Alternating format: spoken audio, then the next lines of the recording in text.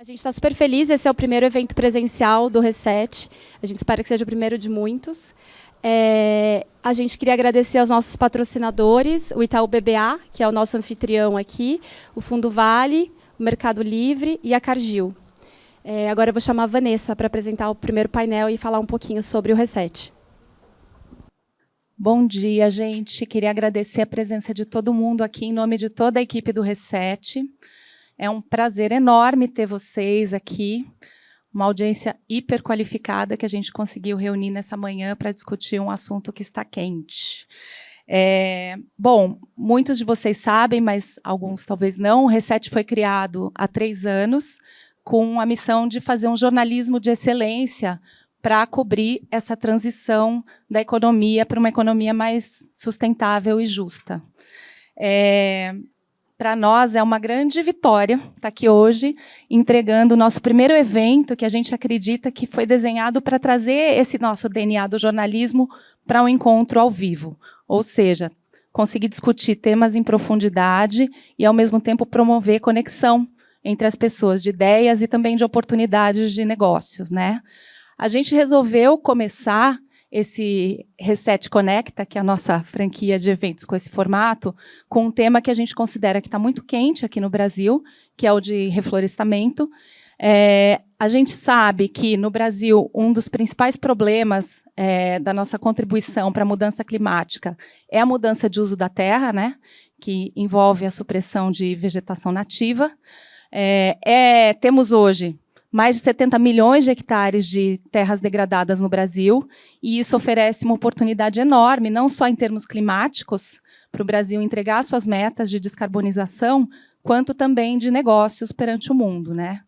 Mas nós sabemos também que é uma rota cheia de desafios, porque operadores novos, mecanismos de financiamento ainda que precisam ser estruturados e testados, regras que precisam ser definidas, tudo isso acho que vai render bastante assunto para a gente na manhã de hoje.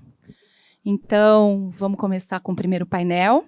Eu vou chamar aqui os nossos panelistas, o Renato Rosenberg, do Serviço Florestal Brasileiro, o Raul Romão, que é secretário adjunto do Meio Ambiente do Estado do Pará, e a Ludmila Costa, que é gerente de projetos do BNDES.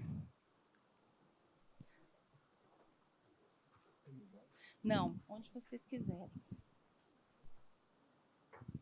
Tem um microfone para cada um.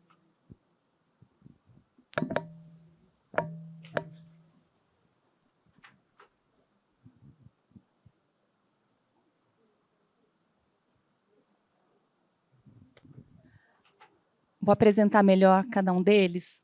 A Ludmila Costa da Silva, ela é gerente de projetos do BNDES e tem estado envolvida em concessões de unidades de conservação no país todo, e agora também está trabalhando nos projetos de restauro no banco. Obrigada, Ludmila. O Raul Romão é secretário adjunto do Meio Ambiente e Sustentabilidade do Estado do Pará, que está com uma agenda cheia aí de concessões de florestas, tanto de preservação quanto de recuperação. E o Renato Rosenberg é diretor de concessões do Serviço Florestal Brasileiro, que é um órgão do Ministério do Meio Ambiente, e, como o próprio nome do cargo diz, é ele que é o responsável hoje pelo programa de concessões de florestas no Ministério. Bom dia, gente. Obrigada por estarem aqui. Eu queria começar perguntando para o Raul sobre o programa de vocês. Raul, o Pará é líder em desmatamento e também em emissão de gases de efeito estufa no Brasil, né? E o primeiro explica o segundo. O governo tem uma meta anunciada de restaurar 5.400.000 hectares de floresta até 2030. Então, eu queria que você contasse para a gente o que já existe de concreto, em que estágio vocês estão desse planejamento e como é que isso se conecta com a agenda de bioeconomia do governo. Tá bem, obrigado, Vanessa. Cumprimentar aqui os colegas de mesa, Ludmila, Renato, e todo mundo que pôde estar aqui nessa segunda de manhã. E dizer, Vanessa, que assim, o Estado do Pará ele estabeleceu para si uma meta de ser carbono neutro até 2036. Por isso, a importância da restauração ou da recuperação da vegetação nativa nesse processo, né? Porque a gente tem uma necessidade de redução e de zerar o desmatamento ilegal e também iniciar um processo forte de restauração para que a gente consiga atingir essa neutralidade. Mas, e aí até 2036, não antecipam para a gente não, por favor, tá? Mas o que a gente tem enxergado nesse processo de restauração e de recuperação como central é porque é impressionante como é uma agenda que, além de prover esse serviço ambiental de sequestro e, portanto, contribui para o cumprimento das metas, mas é uma agenda e é um segmento que movimenta a economia de uma forma muito forte, muito importante. O custo da restauração, o custo da recuperação e a ligação disso com os imóveis privados, com as áreas públicas, isso gera uma dinâmica de movimentação da economia, de insumos, de geração de empregos verdes, que, no nosso sentir, é muito importante quando o governador coloca que qualquer plano precisa ter as pessoas no centro. E, portanto, ele precisa ter uma pegada social, uma pegada econômica muito forte. Então, por isso, a restauração tem tido esse papel central. E eu acho que, assim, no médio e longo prazo, se a gente for observar o papel do Brasil com desmatamento dentro das emissões globais, não é grande. A gente está falando aí que desmatamento representa 10% das emissões. E a gente vai zerar o desmatamento, sem sombra de dúvida, né, no horizonte curto, estando alinhado com o governo federal, o governo estadual, a gente vai conseguir zerar o desmatamento. Mas eu acho que a grande oportunidade que se apresenta para o Brasil é de funcionar, talvez, como a partir da lógica do sequestro e ser um país, uma nação carbono negativo. Né? E a gente passar, e aí se a gente tem uma lógica de Acordo de Paris, talvez plenamente operativo, né? Com as transferências internacionais ocorrendo, eu acho que a oportunidade que vai gerar para os créditos ligados e associados à restauração num futuro próximo é muito grande. Por isso que o governo do estado estabelece essa meta, e aí a gente vai falar um pouco depois sobre como chegar, o que a gente tem feito, como a gente está enxergando essas coisas. Tá certo. Renato, e qual é a visão de vocês no governo federal a esse respeito? O que vocês estão desenhando na frente de concessões para reflorestamento? Bom, Vanessa, primeiro, obrigado pelo convite, prazer estar aqui. Bom dia a todos. O governo federal tem entrado na agenda de maneira muito forte Está funcionando? Tá. De concessões de recuperação. A gente já tem um ótimo histórico na área de concessões de manejo. A gente já concedeu 1,3 milhão de hectares de manejo, são 23 contratos já rodando, a gente quer expandir para 5 milhões. E agora a gente está fazendo as primeiras modelagens mais gerais sobre quais atividades podem estar incluídas dentro da restauração. E a gente acabou de firmar um ACT com o ICMBio para iniciar esses trabalhos junto às unidades de conservação federal. O ICMBio fez um trabalho mostrando que tem 1,2 milhão de hectares degradados em unidades de conservação federais.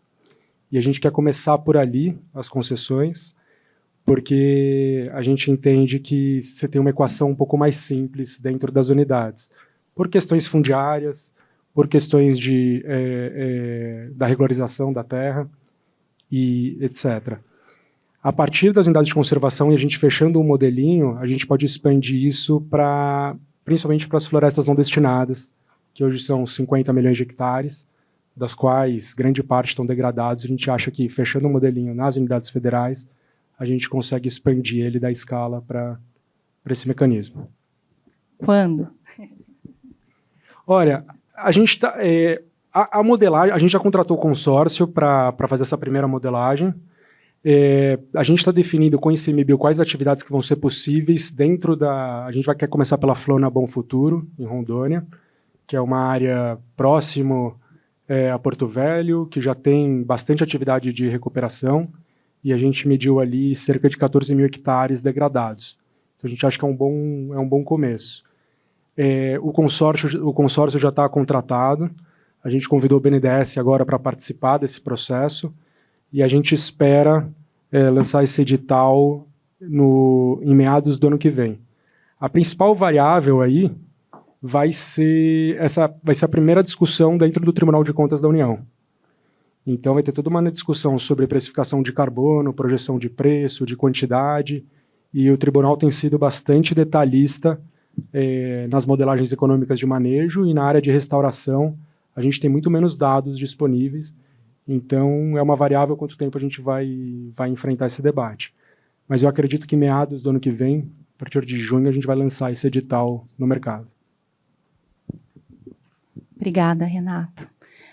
E só uma coisa, Renato, lança o edital já tendo passado por TCU, é isso? Então, Sim. vocês vão fazer esse processo do TCU antes, até chegar Sim. lá e poder já sair com o edital aprovado pelo TCU em meados do ano. A gente fecha a modelagem econômico, financeira e técnica, daí a gente lança uma consulta pública, faz um market sounding, a gente vai precisar ouvir muito o mercado sobre o que é viável e o que não é, daí vai para o TCU, jurídico do Ministério do Meio Ambiente, e daí a gente lança o edital publicamente.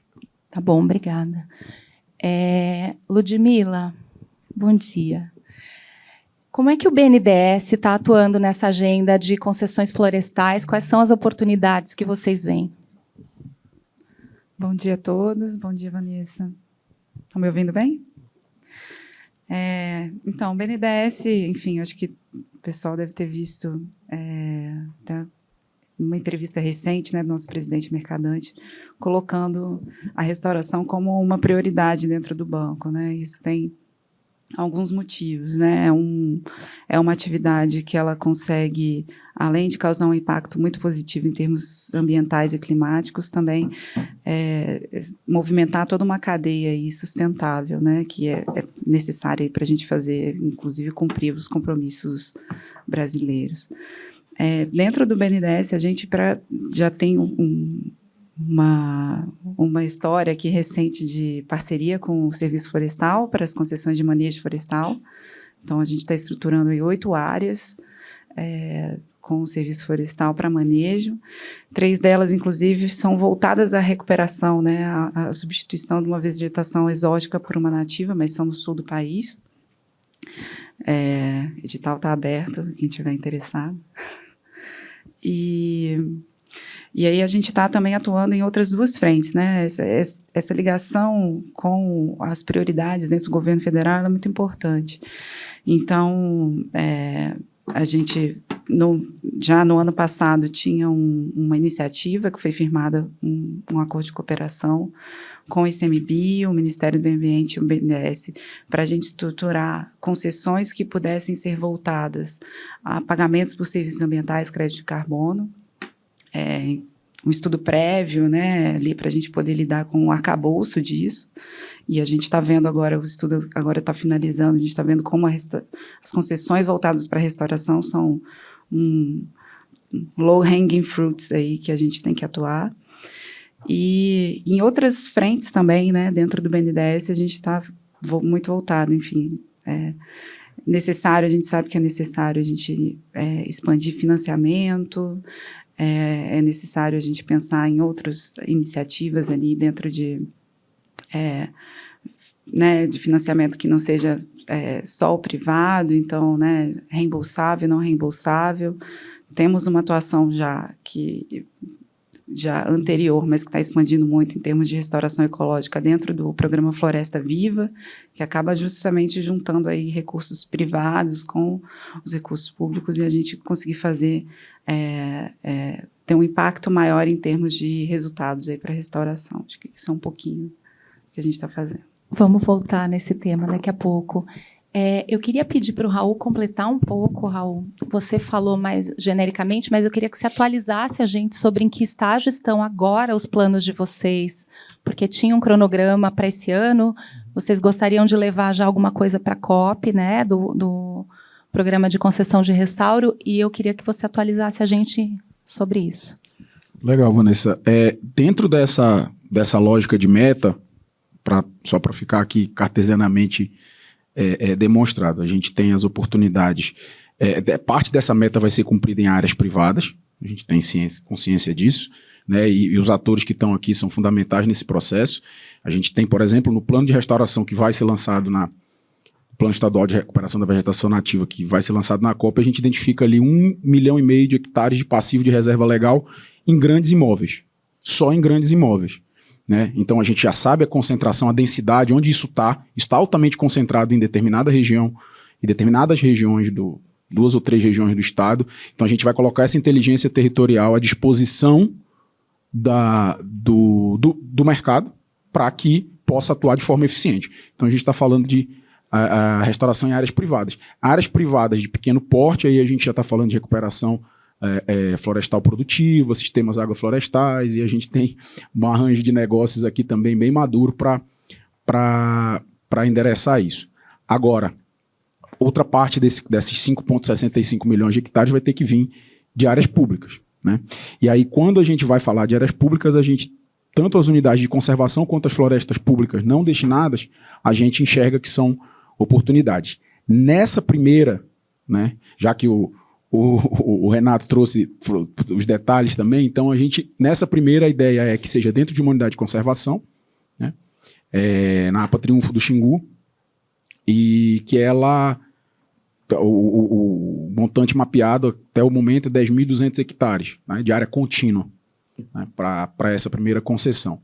A gente também entende que a gente deve, na COP, já trazer bastante apresentação apresentação de detalhes desse modelo, do que vai ser, de onde vai ser, de como vai ser, provavelmente, possivelmente não o edital ainda, né, pelas etapas que ele ainda tem que passar do ponto de vista jurídico, mas com certeza detalhes que interessam muito, que vão interessar muito para ajudar o mercado a entender, a planejar.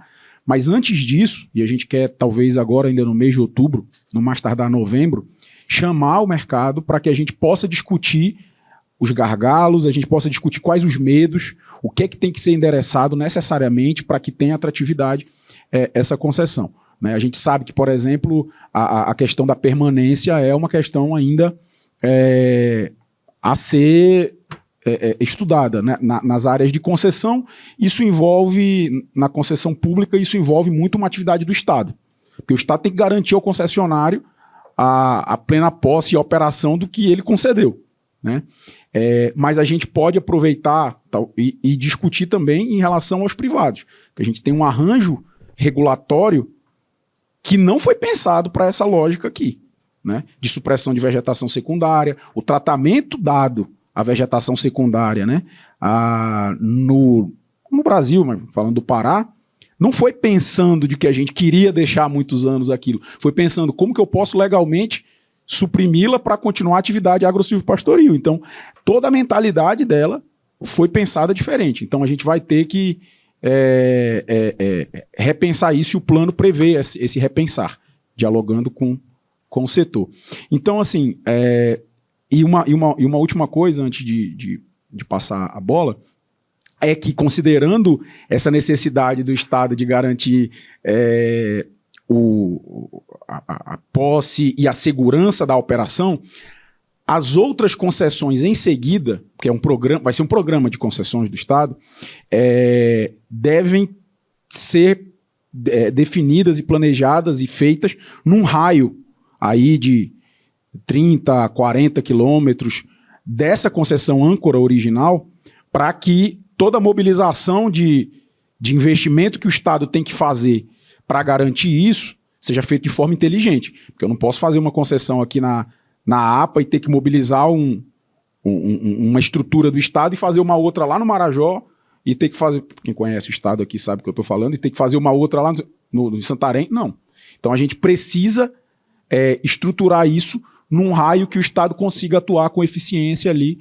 E eu acho que esse é um ponto que é muito importante e está sendo considerado no nosso planejamento. Ótimo que você tocou nesse ponto, porque a próxima pergunta era justamente sobre isso, né? E aí eu direciono a pergunta para vocês três, não se sintam obrigados a responder quando for um direcionamento para todos, mas quando acharem que querem contribuir, por favor. Justamente sobre quais são os pontos sensíveis para garantir essa atratividade das licitações e, ao mesmo tempo, garantir a qualidade do restauro. Então, eu entendo que a questão da permanência é crítica, né? A gente está falando aí de 40 anos de contrato. Não estaremos aqui? Então, assim, como é que você garante isso para o setor privado? O que é papel do Estado nisso e o que se espera da iniciativa privada nesses modelos? Posso comentar? Claro. Não, super interessante a pergunta. A gente está começando a desenhar o modelo, mas a visão que a gente está tentando colocar primeiro, os critérios técnicos vão ser do ICMBio, tá? Então, o ICMBio é o grande cliente nosso dessa história. Eles que vão definir densidade da restauração, quais são as espécies. Eles estão super sensíveis à dificuldade, principalmente do equilíbrio econômico do processo, mas o critério técnico é do Instituto Chico Mendes. E a gente tem tentado imprimir no desenho do processo uma divisão de riscos, onde o risco maior vai ser alocado no privado. O que eu quero dizer com isso? Risco de mercado, do preço do carbono, risco de certificação, risco de ter algum fogo, acidente durante a restauração, são riscos que vão ser do privado, mas a gente quer que grande parte também do benefício fique com o privado. De novo, a gente sabe da dificuldade do equilíbrio econômico desse processo, e, portanto, a gente está tentando desenhar algo que, por exemplo, um projeto, um contrato que não tem outorga fixa na cabeça. O privado vai pagar somente uma outorga variável e, possivelmente, uma outorga variável crescente ao longo do tempo. Tá? Então, à medida que o privado começa a ter um retorno financeiro, começa a pagar um pequeno FII, uma outorga variável para o poder público, e essa outorga vai crescendo ao longo do tempo. Então, a gente está bem sensível à dificuldade desse processo, tem todo custo de aprendizado para todos os atores, mas a parte de critério técnico fica a cargo do ICMBio e o monitoramento vai ser nosso, a gente já tem toda essa expertise em função das concessões de manejo.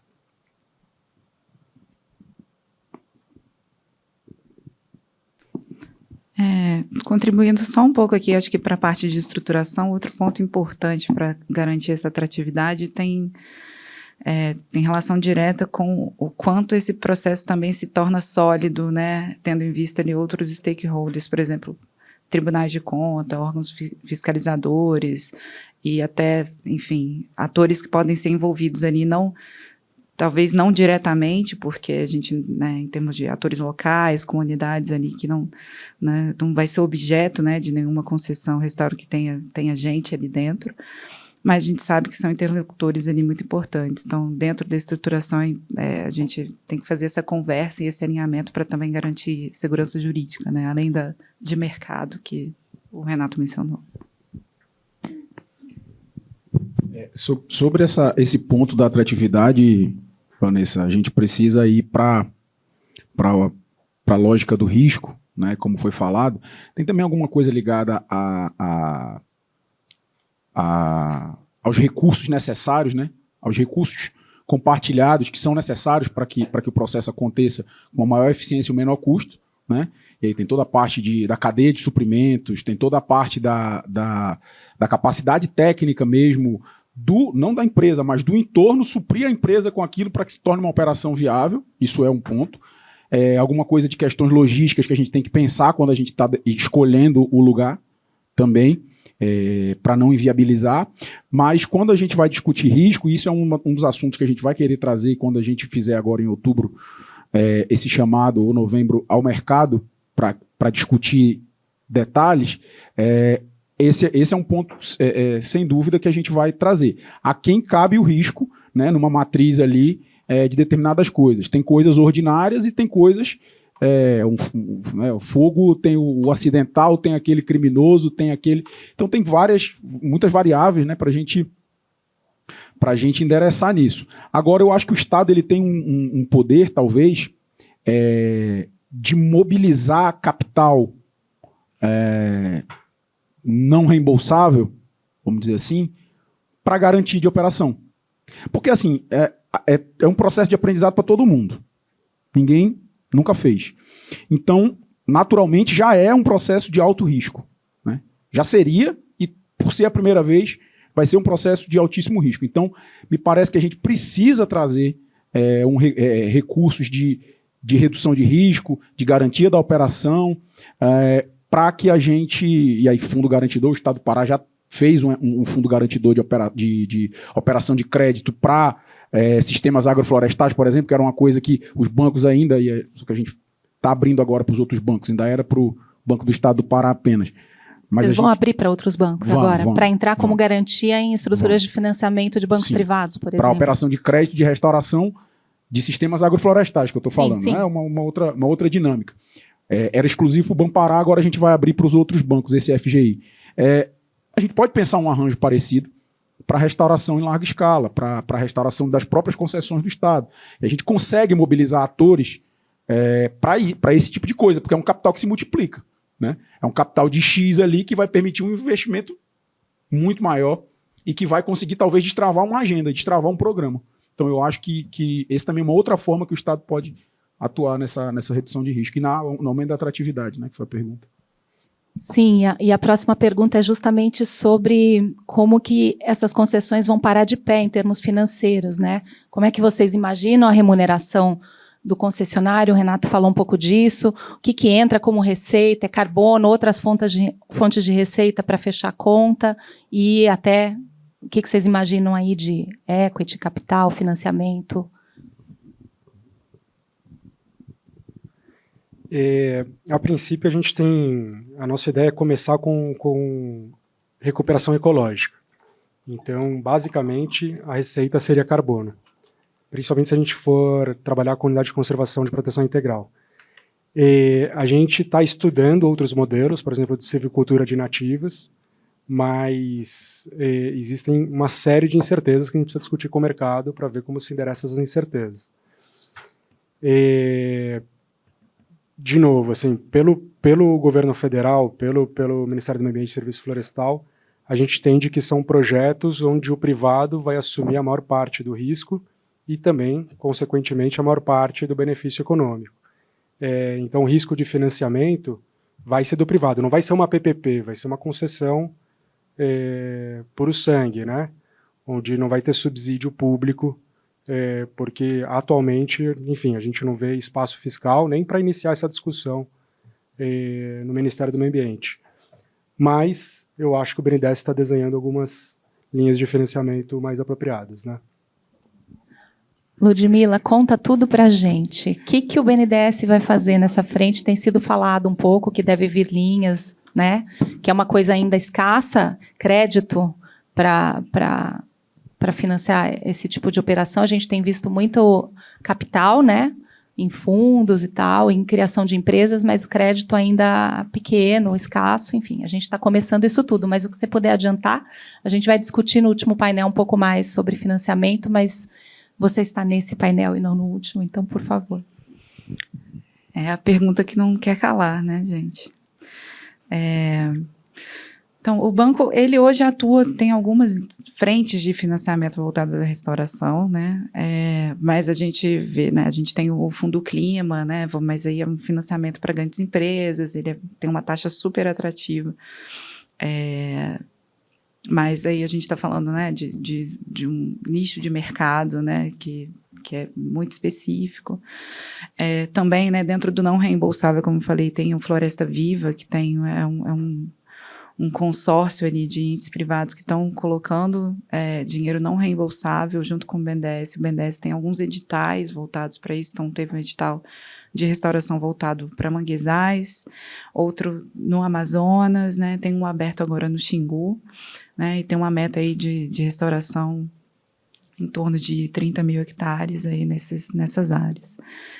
Todavia, a gente reconhece que isso não é suficiente para enfrentar os desafios que a gente tem pela frente. Então, eu não vou poder contar tudo, mas já tenho, né, eu acho que todo banco está mobilizado para estruturar aí produtos e linhas novas, muito voltado à Amazônia e, né, ali o arco do desmatamento, que a gente sabe que são as prioridades e que tem peculiaridades no que se refere às dificuldades de acesso ao crédito, né? Seja pelo porte, seja pela questão fundiária, seja questão de garantias. Então, isso tudo está sendo olhado com muito cuidado. E dentro, né, acho que disso, assim, a gente sabe que a restauração também, dentro de áreas públicas, ela vai acabar sendo uma grande frente, talvez muito significativa aí dentro da restauração nessas áreas, né, principalmente a Amazônia. Então, a gente já trabalha hoje, né, já fez um programa de financiamento ali voltados para flexibilização de garantias para as concessões de parques e florestas, não? Parques para visitação, florestas para manejo, então isso já é feito dentro do Fundo Clima. E a gente espera que esse olhar também voltado para as concessões, para as áreas públicas, né, e para a restauração, nessa linha toda, nesse pacote todo que está sendo construído pelo banco, também seja uma frente de atuação muito forte. Ótimo. Uma pergunta que aí não tem a ver com garantia, não tem a ver com modelagem financeira, mas eu acho que é super relevante a gente ter isso em mente, porque sem isso não chegaremos onde precisamos. Eu queria saber o que vocês estão prevendo em termos de exigências de qualidade do restauro, né? E aí estou falando de biodiversidade, se vai ter limites aí, né, mínimos, patamares mínimos a cumprir, e também de benefícios à comunidade que os modelos vão prever. A parte das especificidades técnicas da modalidade de restauração ecológica, essa primeira que a gente vai fazer, isso está definido. Agora, os parâmetros, isso vai ter um diálogo muito forte com o Indeflorbio, que é a contraparte do ICMBio e lá do estado do Pará, para que a gente avalie, construa quais esses critérios aceitáveis, os parâmetros aceitáveis na qualidade da restauração. Agora, você tocou num ponto muito importante, que é a relação com a comunidade. E eu acho que esse ponto está diretamente ligado ao anterior, ao risco. Porque me parece que quanto melhor e maior é a relação com a comunidade, menor é o risco associado ao processo de restauração que acontece. Tem casos de unidades de conservação que eu conheço, de áreas protegidas privadas, por exemplo, em larga escala, onde o custo com a segurança patrimonial da área, demonstrada nos últimos 15 anos, ela conseguiu reduzir, né? Você tinha um volume X no primeiro, no segundo ano, e a partir do momento que houve o engajamento da comunidade, e tem N formas, né, de engajamento, desde o ponto de vista econômico, geração de empregos, produção de mudas, enfim, N formas, subsídio, enfim. Você vai reduzindo o investimento, isso demonstra casos que já aconteceram, que não eram de restauração, mas eram de conservação de áreas privadas de larga escala, onde você conseguiu verificar uma redução importante do gasto, da despesa com segurança patrimonial, que é uma das maiores. A partir de um certo momento, essa é uma das maiores despesas que vão ter no processo, a partir de uma qualidade de envolvimento com a comunidade. Então, eu acho que esse ponto ele é crítico. E aí, isso, na hora, é preciso avaliar, e isso está sendo levado em consideração, né? Qual é a caracterização do entorno naquele raio que eu mencionei de 30, 40 quilômetros, como é que estão estabelecidos os conflitos ou a ausência deles do ponto de vista social.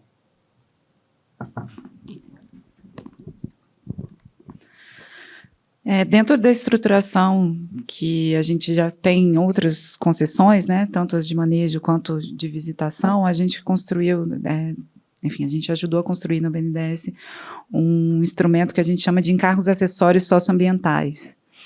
Esse é um recurso, é um percentual da receita bruta do concessionário, que ela é direcionada a ações dentro da unidade e no entorno, né? Então, é um jeito, acho que era uma demanda muito antiga, né, de todo órgão público que sofre com questões de restrição de orçamento e tudo mais, de como conseguir fazer beneficiar tanto a unidade, seja com alguns investimentos necessários ali, às vezes a própria gestão do contrato de concessão, quanto o entorno ali que tem essa relação muito próxima, né, dentro da unidade ali, né, da região. Então, é algo que a gente já desenhou, já foi discutido junto com o Tribunal de Contas, já está sendo colocado dentro dos editais. Alguns contratos já estão rodando, né, esses encargos, e a gente vê que é um modo que a gente consegue gerar esse benefício, sem causar muito risco também para o concessionário, porque ali você já está prevendo qual é o montante que vai ser direcionado para isso, né? Então, qual é o percentual, Ludmila? Aí vai depender da modelagem financeira, de né? Cada que cabe dentro da modelagem financeira. Então, você tem, por exemplo, no contrato de Foz do Iguaçu, né? Ali, acho que são 6%, porque é um contrato ali muito, muito atrativo. Em outras unidades, vai ser um pouco menos, mas sempre a gente tenta colocar como premissa para que algo retorne ali diretamente para a unidade, já que a gente sabe que dinheiro de outorga vai direto para o Caixa Único da União, não retorna como benefício ali para o órgão. Você pode detalhar um pouquinho melhor, Renato, o que vocês estão pensando nas concessões, como é que seria esse recurso seria aplicado? Porque, assim, uma coisa é também ter o dispositivo, outra coisa é como você usa isso, né? E aí, claro que vai depender da conscientização dos operadores também, né? De fazer isso da melhor forma possível. Então, qual que é a ideia por trás dos encargos acessórios, né? Você tem, nos últimos contratos, tem sido em média R$10 por metro cúbico nas concessões de manejo. Isso tem que ser direcionado para uma conta, e agora a gente está finalizando uma resolução para definir exatamente como esse recurso ele pode ser gasto. O poder decisório vai ser o Conselho Consultivo das FLONAS. Então, cada unidade de conservação tem um conselho consultivo, é esse conselho que vai definir como que vai ser direcionado esse recurso. É um recurso relevante, mas além dele, grande parte das receitas vão para os estados e grande parte vão para os municípios. A gente brinca que quanto menos recurso desses processos vir para Brasília, melhor. A gente quer que o recurso fique na ponta para dar legitimidade, até porque não é um recurso relevante em termos de contas públicas, né? Não é isso que vai fechar a conta do governo, e geralmente são comunidades e regiões muito pobres, então são recursos que fazem total diferença ali na ponta. A gente está finalizando a minuta de resolução, que define exatamente como pode ser gasto esse dinheiro, vai para a consulta pública provavelmente no mês que vem. Mas, além disso, geralmente nos editais a gente coloca alguns critérios de bonificação. Significa que quando a empresa ela atinge ela pontua aqueles critérios, ela tem que pagar um pouquinho menos de outorga para o governo. Então, por exemplo, se ela consegue agregar valor na região, ela tem um pontinho de bonificação. Se ela consegue ter na área de manejo, ter uma eficiência maior no uso do recurso, ela recebe uma bonificação. E em recuperação a gente vai provavelmente estabelecer os mesmos tipos de indicador. Contratação de mão de obra local, parceria com ONGs, com universidades locais, etc. Essa é a ideia. Tá certo. Eu vou fazer uma última pergunta, daí eu queria abrir para vocês, gente, porque a ideia aqui é que todo mundo possa participar dessa conversa, né? Acho que tem muita gente com dúvidas sobre as concessões que virão. A última coisa que eu queria perguntar é o seguinte, já falamos aí que o prazo é longo, né? Então, fico me perguntando como é que fica a governança desses contratos depois, né? Quem é que vai fazer a gestão nos governos desses contratos ao longo dos 40 anos aí de concessão para garantir que eles serão cumpridos da maneira como foi definido? No Estado, uma das medidas, pela própria inovação desse instrumento, uma das primeiras medidas que a gente deve, já agora, provavelmente nos próximos 30 dias, a gente envia para a Assembleia Legislativa, é a criação da figura jurídica, porque assim, o processo de recuperação dentro de uma unidade de conservação, o processo de recuperação dentro de uma floresta pública não destinada. Mas um grau específico de proteção daquela área e uma regulamentação a partir de um instituto jurídico e a criação de regras gerais de proteção, eu tendo a achar que de novo, o arranjo regulatório nosso, eu falei há pouco sobre supressão, mas agora sobre a gestão disso, não foi pensado para isso. Então, se eu utilizar o plano de manejo, por exemplo, geral de uma unidade de conservação, se eu utilizar o conselho consultivo de uma unidade de conservação, se eu utilizar os mesmos arranjos de governança estabelecidos há muito tempo para aquilo, não necessariamente é a mesma dinâmica. Por exemplo, o setor privado não está tão forte ainda nas concessões de unidade de conservação para conservação. Então, essa nova dinâmica com o setor privado, essa nova forma de interação, eu acredito que ela não está bem construída na legislação como está. Então, a gente pretende criar e deve criar, se assim a Assembleia Legislativa concordar do Estado do Pará, uma figura específica jurídica que dê mais clareza, transparência e traga esse arranjo de governança, inclusive nos contratos de longo prazo, para status de lei, para que isso transcenda os governos, né, para que seja uma lógica de Estado, e possa dar essa segurança de longo prazo para o investidor. Essa é uma e aí toda essa previsão de arranjo a gente quer trazer nessa lei e posteriormente, lógico, no decreto de regulamentação. Mas eu acho que isso é uma... Já está sendo uma forma. desenhado isso? Sim. Vocês têm ideia de quando apresentam esse projeto? Ele ia junto com o Sistema Estadual de Unidades de Conservação agora, porque o Estado do Pará não tem CUC, né, Sistema Estadual de Unidade de Conservação. Foi aberto para consulta pública, encerrou há uns 10 dias atrás a consulta pública, e aí ia dentro do Sistema Estadual de Unidades. Então seria uma organização dentro do Sistema Estadual de Unidade de Conservação. A gente decidiu agora, pós período de consulta pública, de que será fora do Sistema Estadual de Unidade de Conservação. E aí Porque não conversaria com o Sistema Nacional. Porque, né, então precisa ter uma verticalidade ali. Seria uma agência, alguma coisa assim? Não é a questão de criação de órgão, mas sim a criação da figura jurídica do espaço territorial especialmente protegido que está sendo concedido ao privado. E não ele ser uma área dentro de um espaço territorial protegido muito maior e que possui regras que não foram pensadas para aquela dinâmica de restauração. Entendi. Então você define a área da concessão e cria regras para ela. Entendi. E aí, só para finalizar, se ela estiver em cima de uma unidade de conservação, ela não vai ser destacada da unidade de conservação. Ela apenas tem uma dupla afetação ali. Ela está dentro de uma unidade de conservação, mas ela tem uma afetação especial para a restauração, para a recuperação da vegetação nativa. Tá ok.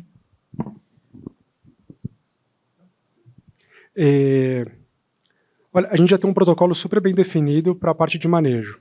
Então, dentro da diretoria de concessões, tem uma área de estruturação, uma área de gestão contratual e uma área de monitoramento. O monitoramento tem um sistema próprio de cadeia de custódia. A gente também trabalha com imagem de satélite, radar, fiscalização em loco. A gente tem um sistema contratado que a cada 15 dias envia um alerta de dano à floresta. Então, acho que isso está bem consolidado, mas claro que a gente precisa adaptar para a restauração. E a gente entende também que existe um encontro de interesses nesse contrato, né? Qualquer dano à restauração, o privado vai perder receita, vai aumentar custos, etc. Então, a gente acha que os interesses estão bem alinhados. E a gente acha que com a tecnologia que existe hoje, que está por vir, é um contrato que tende a ser razoavelmente tranquilo de ser monitorado e gerido. Obrigada. Você quer completar? Não?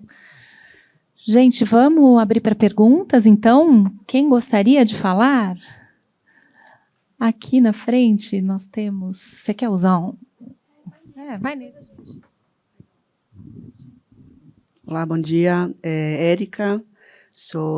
Eu trabalho como líder de sustentabilidade para o negócio de cacau e chocolate da Cargill. Tenho duas perguntas, só para ser mais rápida, acho que são mais direcionadas para o Raul e para o Renato. Quando vocês estavam pensando, o Raul teve uma fala falando da concessão, de que além da área de concessão também tem um raio de 30 a 40 quilômetros. Nesse raio, você também está pensando na questão de absorver e diminuir a necessidade de deslocamento de pessoas que possam estar no entorno ou possam estar próximas, como uma forma de também, talvez, absorver ou diminuir o risco que é imposto por essas populações que acabam sobrepondo com essas áreas de conservação, justamente por conta da concessão. Às vezes acaba sendo, de fato, um risco. E o Renato também teve uma fala com relação às outorgas e elas serem variáveis, né? Considerando esse tipo de raio, ou considerando até mesmo quem está recebendo, né? Quem está trabalhando com a concessão. Como que essa outorga poderia estar relacionada a serviços ambientais naquele entorno? Obrigada. A lógica de raio me parece mais uma escolha ligada à redução de risco e redução de custo, né? E aumento de eficiência. Porque se você... Para todos, né? A partir do momento que você tem um conjunto de processos acontecendo num determinado raio, todos aqueles recursos compartilhados, e pode ser por diferentes operadores, né? Eles podem ser os mesmos, falando de formação de capacidade técnica de campo, desde viveiros, desde infraestrutura de estrada, desde de logística, mas também da parte de monitoramento e segurança por parte do Estado. Fica muito mais fácil para o Estado garantir a integridade da concessão quando você tem um dado volume de concessões ou de operações ali no mesmo polo, né, no mesmo micropolo. E isso eu acho que isso dialoga, inclusive, com os processos de recuperação em áreas privadas. Vai se tornar mais interessante aqueles contratos com produtores ou com fazendas que estejam dentro desse raio. Ele vai se criar ali um polo propício e favorável, com risco menor, seja pelas questões de monitoramento, segurança, como eu disse, de integridade da concessão, seja pela redução do custo dos recursos compartilhados e compartilháveis entre todos os operadores, né? Obrigado pela pergunta. Só entender um pouco melhor. A pergunta é relacionada a como que a gente pode usar a outorga do projeto para benefício da comunidade, é isso? Pergunto mais porque, às vezes, a gente está próximo de uma área, a gente conhece a situação fundiária brasileira, então você normalmente tem áreas que são invadidas. E esse próprio raio poderia ser uma forma de também conter ou diminuir o risco dessas invasões, porque você vai estar direcionando a concessão e os benefícios das concessões também a essa comunidade. Então, você não precisa realocá-las, mas precisa adequá-las no plano. Então, eu quero justamente entender como que vocês considerariam isso. Legal. Não é um ponto que a gente já se debruçou. O que a gente tem discutido em relação aos encargos acessórios é dar essa legitimidade de decisão para o Conselho Consultivo da Flora. Porque o Conselho Consultivo é um mini CONAMA ali, né? Então tem representantes da comunidade, povos indígenas, dos órgãos ambientais, e daí tem a legitimidade para decidir, se o problema nessa região é esse determinado setor, está tendo invasão à criminalidade, vamos direcionar recurso para ali. Mas a gente tem feito uma regulamentação bem leve, porque a gente está muito longe desses lugares, né? Então, de Brasília, do Serviço Florestal, fica difícil identificar os problemas concretos. Quando você conversa com os gestores das unidades, daí eles têm super mapeados, assim, qual que é a melhor forma de atuação. E a gente quer dar essa liberdade para eles, até também para fortalecer o Conselho. Mas então não tem uma resposta agora, o que a gente está tentando é fortalecer essas instituições. Perguntas, pessoal? Bom, sou Jorge da Maraé. Pergunta para o Renato. Renato, a gente, desde os nossos tempos de trabalhar junto em Brasília, a gente sempre falava que um dos problemas de várias agendas era a distância de governo com o setor privado, né? Fiquei muito feliz de saber que você está à frente dessa agenda, que você tem uma cabeça, né, de conectar essas coisas. Queria saber duas coisas. Primeiro, do ponto de vista, você está falando aqui para um monte de investidores e empresas, qual é a melhor forma deles te ajudarem? Né? Cada um individualmente lá bater na sua porta, é se juntar em grupo, é esperar a consulta pública? Como é que você está pensando? Já existem fóruns específicos planejados? E dois, quais são os principais inputs que você está precisando do setor privado hoje em dia para terminar essa modelagem? Super legal, Jorge. Vocês combinaram, vai. Obrigado 2 vezes pela... É um ponto sensível. Em nível mais técnico, acho que a gente precisa pensar um fórum para discutir a modelagem, para ver o que fica de pé para o setor privado e para o setor público. Na planilha cabe tudo, né? Então, quando você está brincando com o Excel, dá para sempre dar uma TIR de 90%, mas a gente precisa ver exatamente como viabilizar isso. E essa resposta, a gente tem que pensar como organizar esse debate, mas essa resposta é super importante para a gente conseguir lançar os editais até junho do ano que vem, os primeiros editais. Então, em termos técnicos, eu acho que esse é o melhor apoio. Agora, eu acho que o setor privado também pode ajudar muito o serviço florestal, nesse momento que a gente vê o Ministério da Fazenda falando muito sobre o plano de transição ecológica.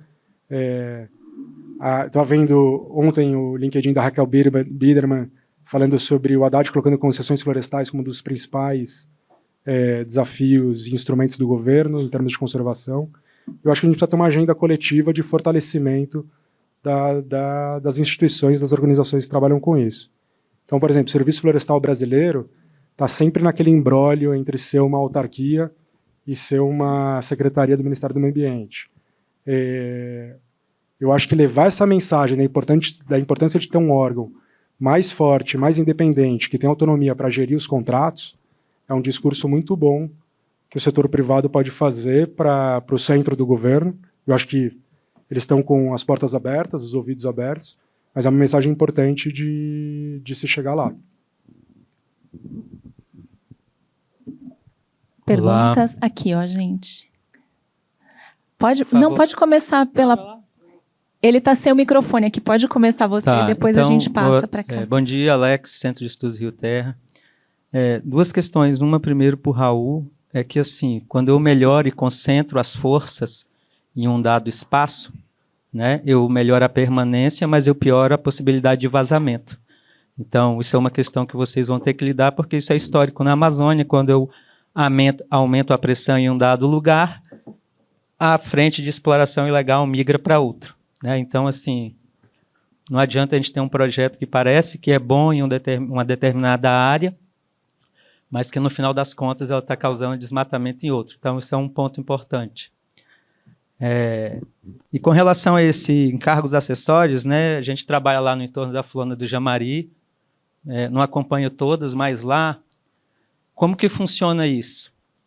A empresa coloca o recurso na conta, se beneficia pagando menos pelo valor da madeira, mas a comunidade não tem preparo para acessar, é difícil o acesso, acaba que o recurso fica lá, não é utilizado, quando é utilizado é mal utilizado, e também é meio que um lava-mão da empresa com a comunidade. Então, a comunidade, a empresa, ao invés de criar relação, ela, tipo, já depositei meu dinheiro lá, eu não quero mais, estou ok. Tá?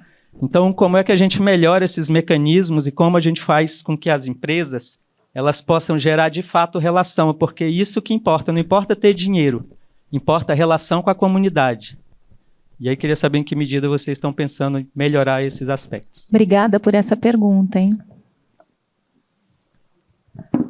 Sobre a questão de concentração de operações, eu acho que, como a gente está... Eu concordo, primeira coisa, eu acho que é importante essa dinâmica, até algumas vezes em projetos de RED+, isso você pode ser observado, talvez.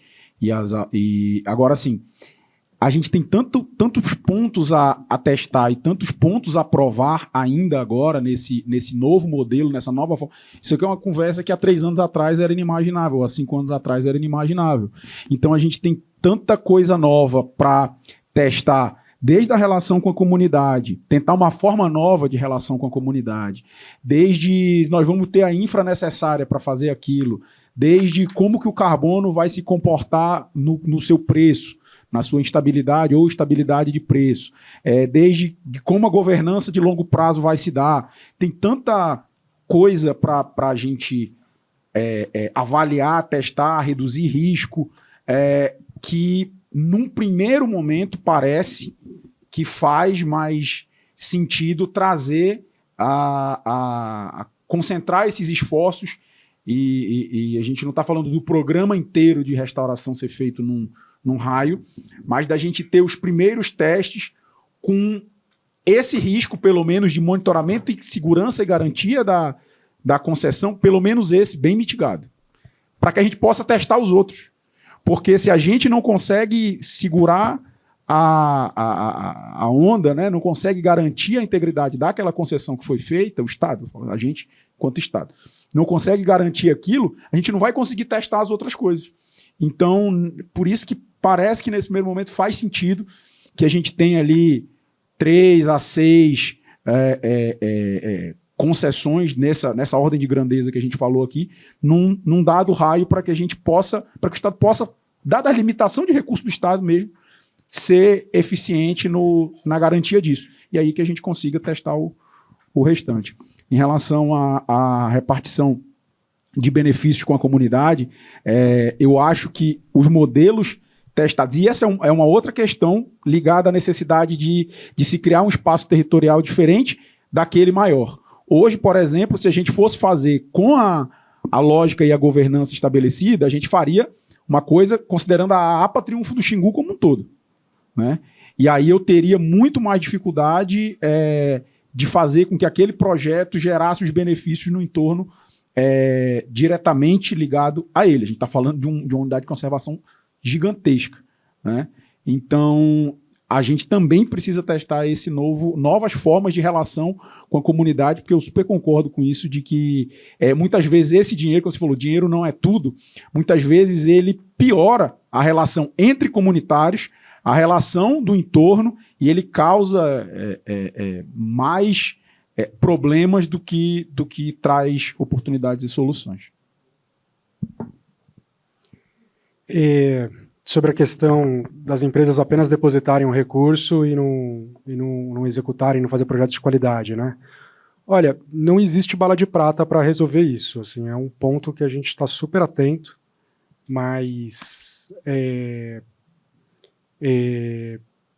difícil. Nesse primeiro momento, já é uma inovação ter um recurso destinado para as comunidades, para esses projetos socioambientais. Então, já é uma inovação e acho que já é um avanço. Atualmente, esse recurso para nas contas, então a gente está fazendo a resolução para que ele comece a ser executado de fato.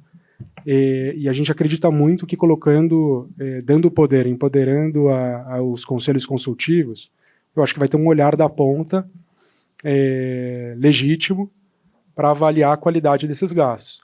Mas não tem bala de prata, assim. Eu acho que vai ser um eterno aprendizado, uma eterna renegociação, chamar as empresas para Brasília, discutir projetos de sucesso, projetos que não saíram tão bem e ir ajustando. Agora, também, eu acho que também existe de novo aqui, um alinhamento de interesses das empresas fazerem bons projetos com as comunidades. Eu tenho uma visão um pouco mais otimista, assim, nesse sentido. Quer complementar, Ludmila?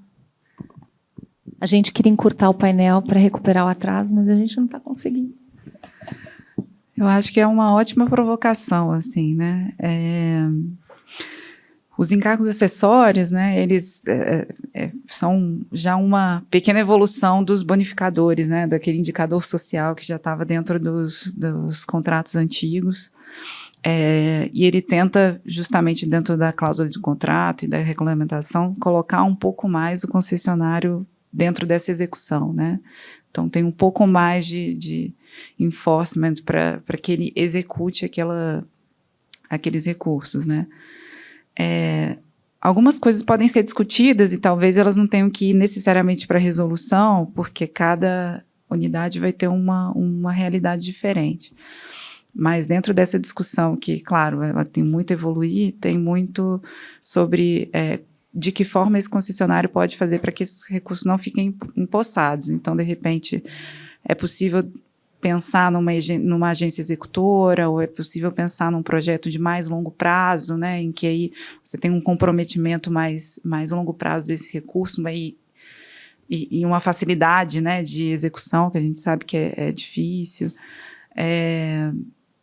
Então, são questões, né, e talvez em algumas unidades, né, o recurso não vai ser tão expressivo que talvez valha a pena a gente criar um mecanismo muito complexo, que vão ser aprimoradas, né, caso a caso, mas essa abertura para estar junto com o conselho decidindo como fazer, né, junto com o gestor da unidade. Então, ela acho que é o principal ponto para a gente conseguir solucionar, pelo menos em grande parte, essa questão assim, de não execução dos recursos e direcionamento. Acho que o principal da sua fala é direcionar para onde realmente há um consenso de que é necessário, né? Então, enfim, é uma construção conjunta. A gente conta com a ajuda de vocês.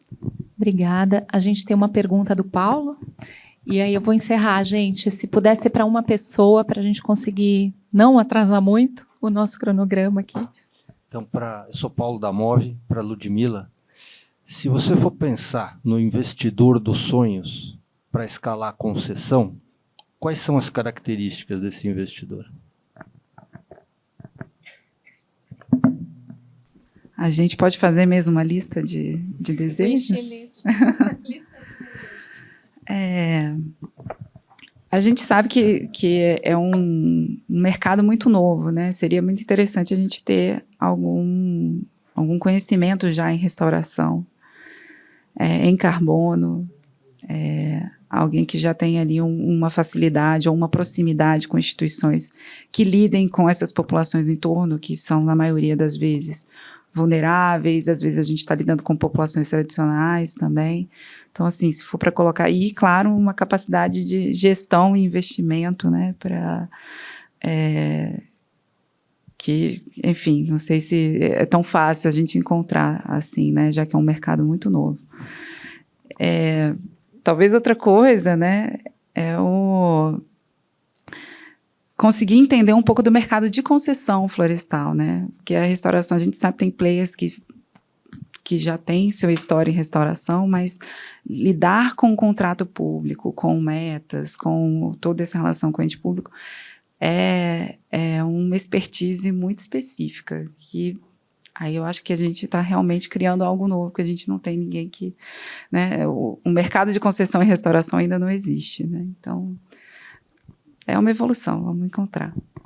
Você quer acrescentar na lista? Só reforçar o último ponto, eu acho que ter gente com expertise no relacionamento com o poder público é muito importante, porque contrato público tem uma série de regras e ele é muito mais rígido do que a gente gostaria.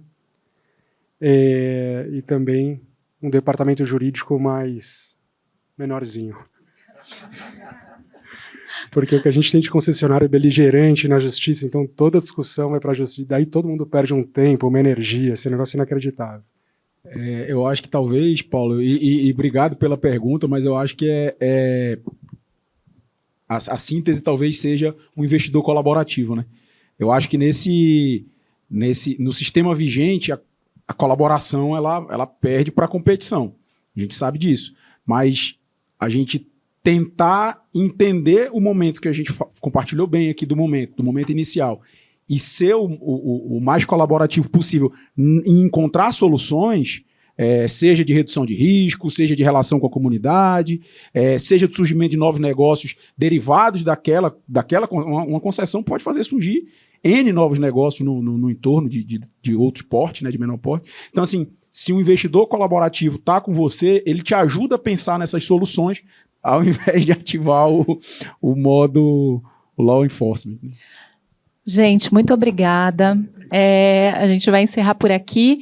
Eu vou roubar uma frase que eu ouvi do Alexandre Miller, da JGP, que acho que ainda não chegou, está no último painel, que ele disse que tem a sensação de que está diante do 20 anos atrás, quando o Brasil estava começando a estruturar as concessões de infraestrutura. Então é isso. Todos os agentes são novos, as regras não são conhecidas, vai ter coisa que vai dar certo, tem coisa que não vai dar certo, tem gente que vai quebrar no caminho, infelizmente, né? E a gente vai entender melhor daqui a alguns anos como é que isso vai parar de pé, né? Obrigada pela conversa com todos vocês, Ludmila, Renato, Raul, acho que foi ótimo. Espero que vocês tenham gostado e vamos para o próximo.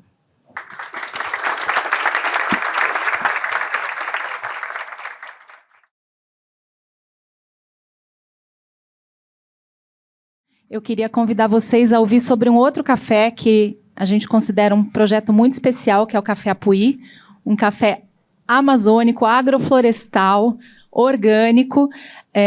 Quem vai falar desse projeto para a gente é o Mariano Senamo, que eu considero uma das pessoas que mais tem construído pontes nessa agenda, porque o Mariano está lá com a mão na terra faz tempo, mas também já entendeu a importância de atrair o capital e de como fazer isso. O Mariano ele é cofundador do IDESAN, e ele também agora fundou uma aceleradora de negócios na Amazônia. Então, realmente, construindo pontes, né, Mariano? Muito obrigada, viu? Mariano, você quer que eu passe os slides ou você quer passar? Posso passar. Eu que agradeço, Vanessa. Muito obrigado. Parabéns pela realização desse encontro, que acho que está construindo pontos também. Você é mais especialista nisso do que eu. Além dos chapéus que a Vanessa apresentou aí, eu acho que o principal aqui é ensinar como é que usa o Drip Coffee, que a gente está oferecendo ali no cafezinho. Um monte de gente veio me perguntar. Então, é super simples para quem quiser experimentar um café que vem da restauração de áreas. Então, é só abrir. Opa, obrigado. É só abrir. Tem uma caixinha lá. Vocês abrem um sachê, puxam assim as orelhinhas para o lado e vão ter um café passado na hora, bem fresquinho. Super simples. Não é tão complexo. Mas, brincadeiras à parte, mais uma vez, Vanessa, parabéns. Eu trouxe alguns slides, eu vou fazer mais aqui provocações com base na experiência que nós tivemos na atuação do IDESAN em quase 20 anos, mas especialmente falar da Amazônia Agroflorestal, que foi uma spin-off que nós criamos, então, em um projeto de restauração do IDESAN, que é uma organização sem fins lucrativos, nós criamos uma empresa que restaura áreas degradadas, especialmente áreas de pastagem, com agrofloresta. Está aqui. Opa, não, está indo para trás. E aí eu trouxe algumas imagens, eu acho que foi um prazer acompanhar aqui o painel depois das três feras que estavam aqui falando. Aqui. E eu queria, a primeira complexidade que eu queria trazer, né, corroborando muito o que o Plínio falou, eu acho que empresas que estão vendo a agenda de restauração como um novo low-hanging fruit, ou seja, o RED, nos últimos 2 anos, foi alvo de diversas críticas por inconsistência metodológica, por desafios de permanência, vazamento e tudo mais. E aí, tenho visto uma onda colocando o restauro, né, o crédito de restauração como sendo uma grande oportunidade. Eu acho que sim, é uma grande oportunidade, mas ela é uma operação complexa. E aí me permita dizer muito da perspectiva da Amazônia, que é o território que nós atuamos, porque a Amazônia, mais de 50% das nossas emissões de carbono vem dessa região, e é uma região com grandes áreas, acho que com altíssimo poder de atração de projetos como a restauração. Mas não é simples. Aí eu vou falar especificamente de Apuí, que é onde nós estamos plantando agroflorestas junto a agricultores familiares. Lá é uma área de intensa dinâmica de ocupação e uso da terra. Infelizmente, o ano passado foi o município que mais desmatou na Amazônia brasileira. E aí eu queria destacar a primeira questão aqui. Falar de restauração na Amazônia envolve falar também de conservação de florestas. Vamos dizer que, né, a grosso modo, para uma propriedade rural que vai plantar floresta em 20%, vai ter que conservar os outros 80%. Isso é um desafio enorme. Enorme. Para cada hectare que nós plantamos e vamos sequestrar, vai, quem sabe, 500 toneladas de CO2 em 25 anos, hoje a gente perde em 1 hora essas 500 toneladas devido ao desmatamento. Então, eu acho que a restauração tem um potencial incrível de se conciliar com a conservação de florestas, com evitar o desmatamento e, assim, garantir, acho que, permanência para a paisagem como um todo. Em Apuí, esse tem sido o nosso maior desafio. É um município que foi criado para ser o maior projeto de assentamento rural do Brasil, da América Latina, uma área original de 690 mil hectares. Como vocês podem ver ali pelo filminho que está passando de desmatamento, não foi isso que aconteceu. Houve uma descaracterização do projeto de assentamento, acúmulo de áreas para a produção pecuária, que é uma atividade mais simples, vamos dizer, do ponto de vista de manejo, não tem muita complexidade, e altamente financiável e com alta liquidez. Bem, segundo ponto que eu gostaria de colocar. Obrigado, Vanessa. Nós estamos falando também de pessoas. Eu acho que fazer restauração um sucesso a longo prazo na Amazônia, envolve atuar numa região que tem altíssima dinâmica populacional, talvez a dinâmica de migração mais intensa que nós temos em todas as regiões do Brasil. E plantar agrofloresta envolve convencer essas pessoas que estão migrando de um lugar para o outro, tentando se estabelecer e gerar renda digna para a sua família. É isso que nós buscamos. Então, falar em restauração florestal, acho que tem que envolver também encarar o desafio da região que produz aí mais de 50% das nossas emissões de carbono, mas gera menos de 8% do PIB. Então, temos que gerar redução de desigualdade. Nós temos que, ao promover uma agenda de restauração, envolver o desenvolvimento de famílias que vão ser nossos principais aliados. Esse é o grande ponto que eu coloco. Não só porque é importante gerar impacto social, mas porque o principal desafio para uma empresa que não conhece a região, para se instalar na região, vai ser ter presença nesse território. E é muito mais fácil você ter presença buscando sócios, parceiros, do que trazer trabalhadores rurais de outras regiões, já que a mão de obra na região é escassa. Você não abre um edital e sai contratando gente para sair plantando agrofloresta da noite para o dia. Então, de novo, envolver as pessoas acho que é uma estratégia de altíssimo sucesso. Aqui, destacando de novo, enquanto nós tivemos, só comparando, apoia aquele município vermelhinho, que está apontando a flecha, o índice de progresso social, a média da Amazônia está muito abaixo da média nacional, em alguns municípios especialmente, o índice de progresso social é extremamente baixo e atrai todo tipo de atividade econômica, infelizmente, geralmente atraindo também desmatamento. Obrigado, Raquel, se for passando para mim. E aí o porquê da agrofloresta? O Valmir colocou muito bem o quanto que nós temos que unir a produção junto com a restauração, por N razões, tanto do ponto de vista do negócio, quanto do ponto de vista do impacto econômico e socioambiental que nós queremos promover para a região como um todo. O café que nós plantamos hoje está gerando 10 vezes mais renda do que produz a pecuária, então, geralmente, na região que nós atuamos, 1 hectare de pastagem gera em torno de R$600 a R$700 por hectare ano. Nós estamos conseguindo gerar R$7.000 até R$8.000 com baixa produtividade, tá? Nossa escala de ganho de produtividade ainda está crescendo para um produtor agroflorestal. Essa é a diferença também de qualidade. Então, o café produzido em agrofloresta, ele, dicas de passagem aqui, certificação orgânica, tá? Ele é melhor, tem uma maturação mais uniforme de grãos e, portanto, uma qualidade do produto muito superior. Essa é a nossa cadeia de valor, então envolve, acho que está apagada a legenda, mas envolve atuação em várias frentes, de novo, trazendo a complexidade dessa operação, envolve construção de viveiro de mudas, envolve engajamento de produtores rurais, envolve pagamento por serviços ambientais, então, portanto, aqui nós geramos receita com café, mas também com créditos de carbono, inclusive tem parceiros aqui que compram crédito de carbono iniciativa, o Mercado Livre é uma apoiadora aí nossa de longa data. Envolve, pode voltar aqui, rapidinho.